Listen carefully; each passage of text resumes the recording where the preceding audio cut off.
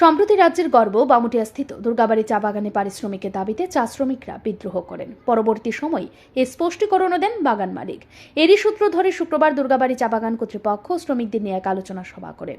এই সভায় উপস্থিত ছিলেন ভারতীয় জনতা পার্টির ৩ নং বামুটিয়া মণ্ডল সভাপতি শিবেন্দ্র দাস।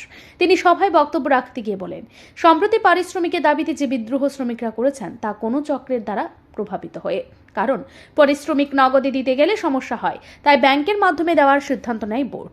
এর মধ্যে 1 টাকাও আত্মসাতের সুযোগ নেই। বেতন সরাসরি ব্যাংক অ্যাকাউন্টে ঢুকবে এবং ব্যাংকের সার্ভার সমস্যা থাকার কারণে বেতন ঢুকতে এবং সরকারি ছুটি থাকায় একটু সমস্যা হয়। কর্তৃপক্ষ পরবর্তীতে আরও আগেই বেতন প্রদান করবে। তিনি আরও বলেন, বিগত সরকারের আমলে চা শ্রমিকদের মজুরি ছিল দৈনিক 76 টাকা। 35 বছরে তারা মজুরি বৃদ্ধি করেছে মাত্র 29 টাকা, কিন্তু বিজেপি সরকার 7 বছরে বেতন বৃদ্ধি করেছে 71 টাকা। বর্তমানে চা শ্রমিকদের দৈনিক মজুরি পাচ্ছেন 176 টাকা। পাশাপাশি বোর্ড চা শ্রমিকদের ছেলে মেয়েদের পড়াশোনার জন্য 4 জন বেসরকারি শিক্ষক রেখেছেন, অর্থাৎ সরকার চা শ্রমিকদের সার্বিক উন্নয়নে ব্যাপক পদক্ষেপ গ্রহণ করেছে। সিআইটিউ নেতা শঙ্কর প্রসাদ দত্তের দুর্গাবাড়ি চা বাগানের সমস্যা নিয়ে মায়া কান্নার বিষয়ে বলেন, ওনার হয়তো জানা নেই বাম আমলে বাগানের বাইরের লোক কাজ বাগান চালাতো, কিন্তু বর্তমান সরকার বাগানে কর্মীদের দিয়ে বাগান পরিচালনা করেন। বাগানের কমিটির মেয়াদ শেষ হলে সরকার বাগান পরিচালনা করেন Durgabari tea estate workers cooperative society limited এর মাধ্যমে। সময় হলে পরিচালন কমিটি গঠন করা হবে, কিন্তু কোনো প্রকার চক্রান্তের শিকার হবেন না। যদি কেউ বাগানে চক্রান্ত করতে আসে, তাকে দড়ি দিয়ে বেঁধে রাখুন।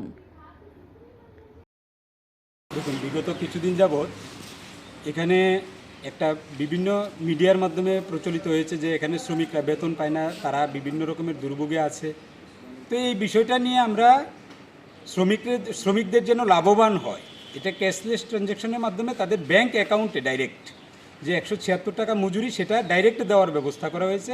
এখানে কেউ কেউ বিভিন্ন নেতৃত্ব, যেমন আমি নাম করেই বলছি, শঙ্কর প্রসাদ দত্ত গতকালকেও এটা নিয়ে করেছেন, ডেপুটেশন দিয়েছেন যে শ্রমিকদের বেতন পাচ্ছে না।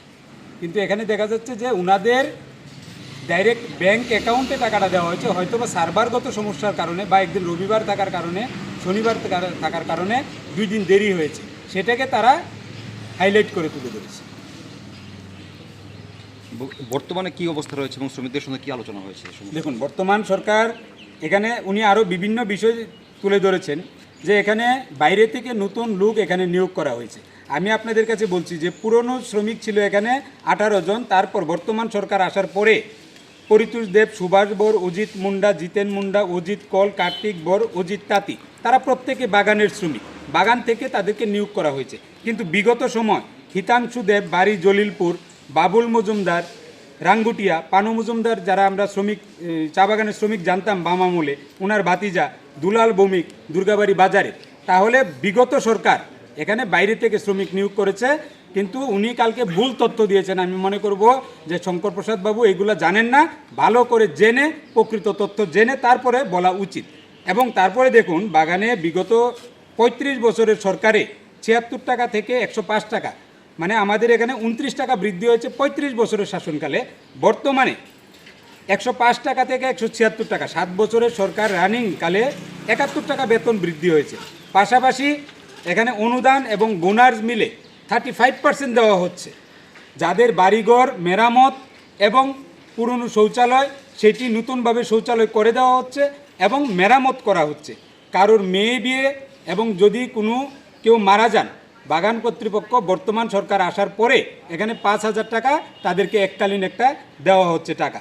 তারপর দেখুন, উনি যেই সমস্ত বিষয়গুলো বলছিলেন, এটা হয়তো বা উনি জানেন না যে এখানে বিদ্যুৎ ফ্রি, বিদ্যুতের ওয়ারিং বাবদ বাগান থেকে করে দেওয়া হচ্ছে। যদি কোনো শ্রমিক মনে করে যে ওনার বাড়িতে উনি নিজে নিজে করবেন, তখন বাগান থেকে 5,000 টাকা দিয়ে দেওয়া হচ্ছে। মেডিসিন ফ্রি এবং হাসপাতালে যাওয়া আসার ক্ষেত্রে যে গাড়ি ব্যবহার করা হয়, সেই ভাড়াটা বাগান কর্তৃপক্ষ ব্যবহার করে। যাদের আয়ুষ্মান কার্ড নেই, তাদের অপারেশন থেকে শুরু করে যত রকমের জটিল রোগ হয়, পুরোটা খরচ বাগান কর্তৃপক্ষ বহন করে। অপরদিকে দুর্গাবাড়ি চা বাগানের ম্যানেজার আশিস অধিকারীর বিরুদ্ধে যে অভিযোগ এনেছিলেন, তাও অসুস্থ থাকার কারণে ভুল করে এনেছেন বলে জানান বাগান থেকে সর্বসুবিধাপ্রাপ্ত শ্রমিক। বেতনের দাবিতে বিদ্রোহ করা শ্রমিকরাও জানান তারা অন্য কারো চক্রান্তের শিকার হয়ে বিদ্রোহ করেছিলেন।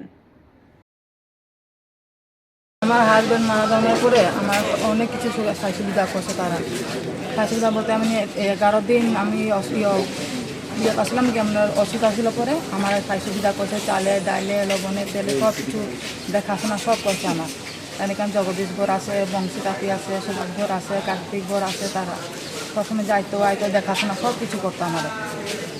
তাহলে এই দিন এই গত ঘটনার আগে মানে আমি আগে মানে মনের ইয়তে মানুষের বিপন্নতা হয়ে গেলে মুখে আয়া করছে আর কি, মানে কে জানি কইছে এটা বুঝতে পারছি না, মানে আমিও আগে কয়া দিছি আমি সিপিএম আছি সিপিএমে থাকুন, মানে মনের দুঃখ মানে ভাবতে পারছি না যে কী হইব যে আমি কয়া দিছি আগে থেকে।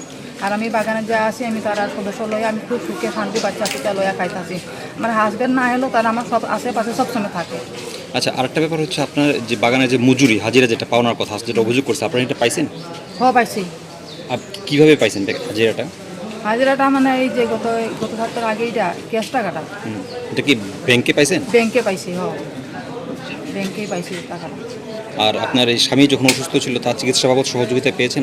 পেয়েছি, সেইটাও পেয়েছি। তারপর আমার যে সাপ কামড় দিছিল, সাপ কামড়ার সঙ্গে সঙ্গে আমার ভাগিনা ওই সুপাস ঘর তাহলে লগে লগে সঙ্গে সঙ্গে জিবি নিয়ে আসছে আমার, জিবি নিয়ে দেখাশোনা যত মানে খরচা বাতি সব তাইনে দিছে।